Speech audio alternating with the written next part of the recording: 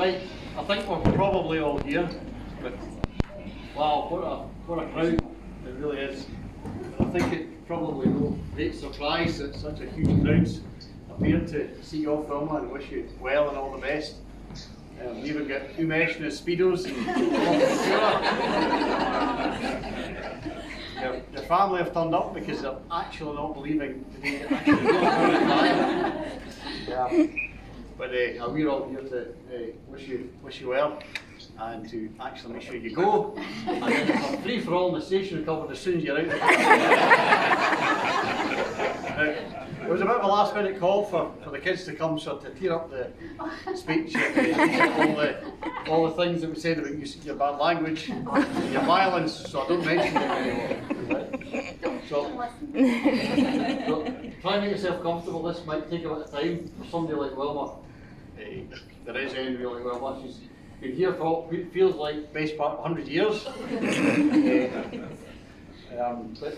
No, it's been a long time, Wilma, and there aren't many people that can claim they've had a working life that spans 60 years. 60 years. What year did you start working?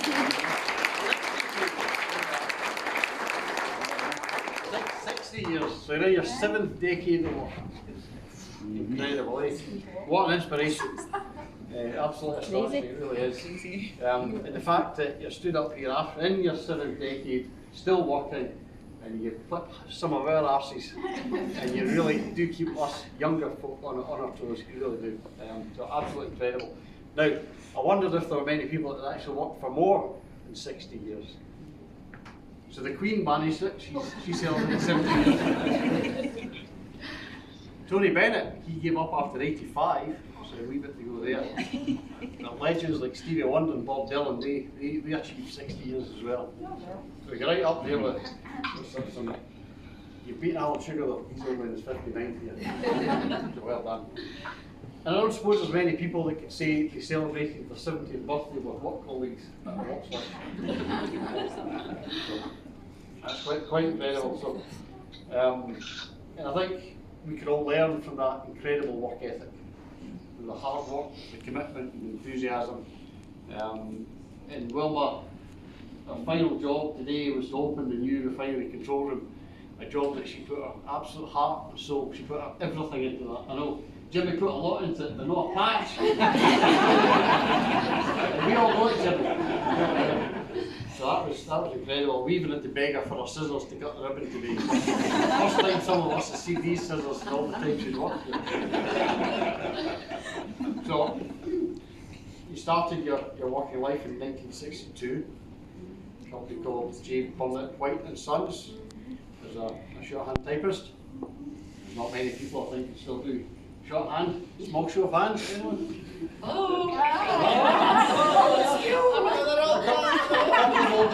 And the young one that for some reason thought shorthand was dead yet. So starting in 62, you joined here on the 1st of January 67, working for BP in the development engineering department. Do you remember what your first salary was? First annual salary in 67? I've no clue. I could divulge it, but I'll HR in the room. So, without giving too much away, the kids wouldn't be able to buy an Xbox now for your annual salary back.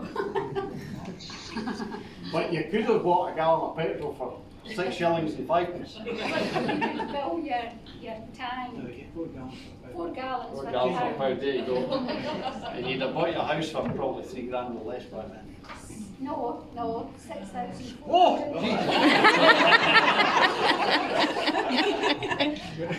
That's not like must have been too much then. But that was in 72. Oh, right, okay. Fair enough. Anyway, so to put it into context, 1962, probably a reasonable proportion of this room weren't actually born. Many of us still not even a glint in our parents' eyes. My mum was still in primary school.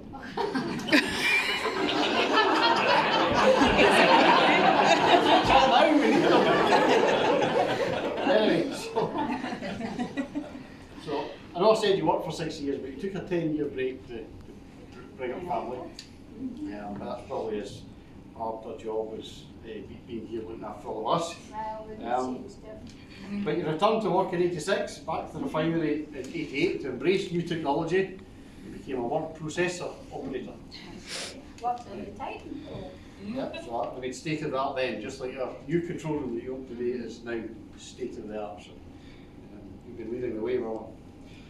So I think we'd all recognise that Wilma is most definitely a formidable character, a force to be reckoned with, an absolute workaholic. And there was a tale from about 2000 where the fire alarm went off the GDC, and Wilma grabbed her entry, her shorthand pad, and took out and continued taking dictation from the company lawyer. That's it, that's this work ethic that we're talking about. We'll not mention scrubbing all the stones in the driveway, stone by stone, during the work day. That's just insane.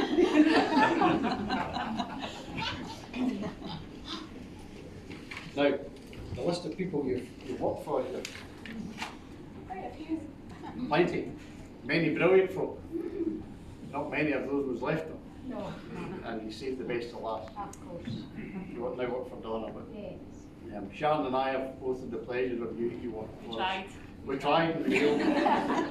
They two are following in my footsteps.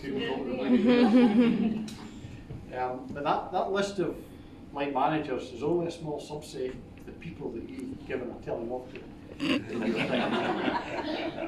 So I managed to collate a small list.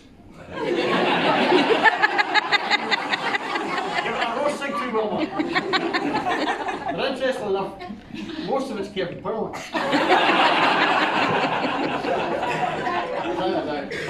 A lot of these people still remain in the naughty state, I have to say. So, Kevin for leaving dirty underpants hanging about his office. Kevin for generally being messy and untidy and dirty. Kevin for leaving half-eaten cakes lying about. Kevin for bad language and general inappropriate behaviour.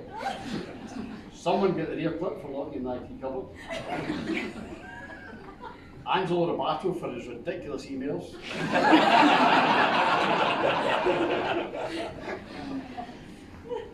Barry Wardrobe, come up.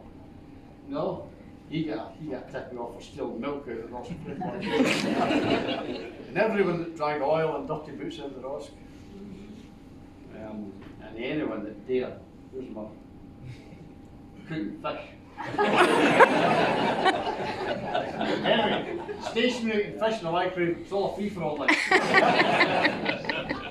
Don will never keep control of this one. Anyway, so there's all those occasions of firm hand, firm approach, almost bullying. That probably gave her the nickname of the Rottweiler with a handbag. In fact, there's probably many occasions where one could justifiably have gone to HR and raised an official grievance, myself included, having received a few clips from my ear. But none of us actually are surprised with the balls. I've got people back out. Yeah, so we just let that all that slide. So I think you do remind us that dynamite does come in small packages, so we're not messing with it. Okay, so you've never ever been happy when you've got too much to do. I think that's fair to say. In fact, for the rest of us that happen to work with you, it was always better if you had too much to do.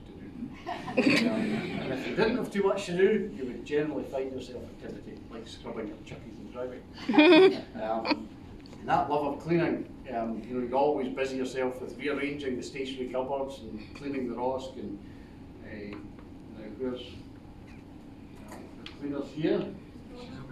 Donna, way back. Oh. Anyway, she's frightened that you get upset that she's not done her job. Clean my desk. So I suspect it's this passion for cleanliness and organisation that meant you were absolutely in your element when it came to Russell's refinery clean-up days. You made sure we were all in the right place at the right time. You had the bin bags laid out, you had everything sorted for us, and most importantly, the cakes and the refreshments. And I think she was wasted in her job. Her job procurement was probably the best thing. Hunted. Love your cake. I do. It was the way you hunted every shop In the Grangemouth and Falkirk district, you get the best possible price for the cans of Coke. And when Russell had to put the expense through with 300 receipts for the 300 shops, he wasn't half cussing you. Now that financial acumen, I think, extended to management of stationery and the dry rations that went to all the control rooms. There's no doubt about that. Nobody would get a new pen unless you took back the old one and it didn't work anymore. It was. Shift teams were frowned upon for their wasting of tea bags and the likes. And Al and I were criticised for the amount of sugar we get through collectively when we both work together in the East. But I don't think we've cut back any. Now, you've got a very charitable nature. You commit a huge amount of time to your own personal time to managing charity work. Put a lot of energy and effort into that. We all look forward to your updates as we learn about the progress of Diesel the dog. The dog that Wilma did all the fundraising for in support of Guide Dogs for the Blind. And used to scrounge stuff from here that was going to go in the bin that we might have to pay for removal and gift it to all the charity shop. He even goes as far as to find dirty old clothes and lockers that people had abandoned, take them home and launder them so that the charity shop had a nice clean set of clothes that they might. And so on, yes, a very fine seamstress as well. So a huge amount of effort went into that.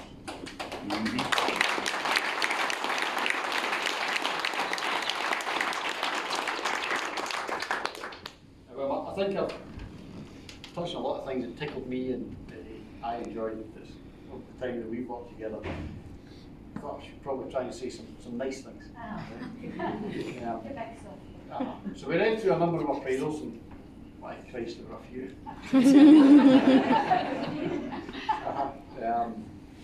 None written in shorthand, so I should read them. But they talk of an absolutely outstanding contribution to our organisation. An immense drive, efficiency, organisation, friendly and sympathetic, and above all, incredibly and very highly respected by so many people. And I know you took 10 years off to raise your own family, but I think over the years I've known you, Wilma, you've been as much of a mother to me and many others here as my own mother has. And you've done a pound of moaning and nagging, of course, but it's all done with love and the grace of care with everybody's best interests and interests of the company at heart. We've always been there to listen to whatever troubles or concerns people have had and share them with you, and with all those years' experience, when you bring great wisdom, you're able to, whether we want it or not, impart good advice. So I think it is clear that your colleagues here all feel like we are just an extension of your own family. You've been with us for so long. And I think I really do genuinely feel honoured to have been part of that family, Wilma. Hey.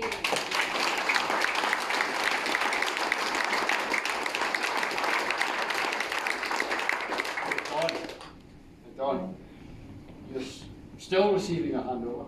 Did you hear though that there was a request went in to bring somebody in that was a bit taller? So you couldn't actually sneak round the back of the just arrive at your desk on a Like I say, hopefully someone that might lose the keys to the station would come. Anyway, you've quite a tough act to follow, Don. I'm sure you'll do your best. It's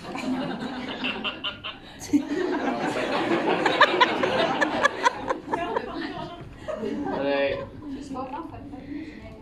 I would imagine so. So you're having a bonfire on Monday. Well, what a tough act to follow, so I guess we'll have to watch this space for a moment. Aye, that's it. And Yep. I'll need to keep me posted. You'll take it far. So I think there are loads of us, in fact every single one of us, will miss you as a work colleague. Hopefully you'll remain a dear friend. I would like to thank you therefore for all your help, support, enthusiasm, and that energy that you've still got that some of us who might be 30 years your junior actually still don't have. But no, thank you for everything that you've done for us. So I few words on retirement to help you in a way. Don't know the poet, but Google was great.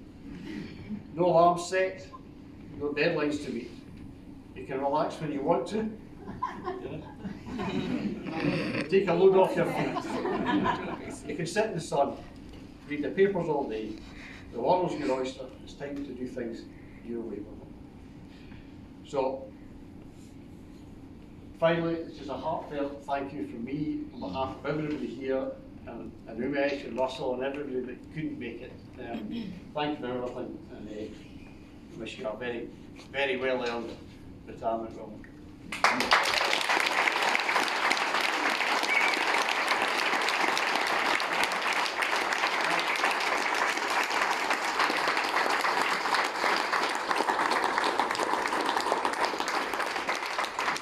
Now, we've got a couple of gifts for you before. Now, I've got a wee gift for Alan. Okay.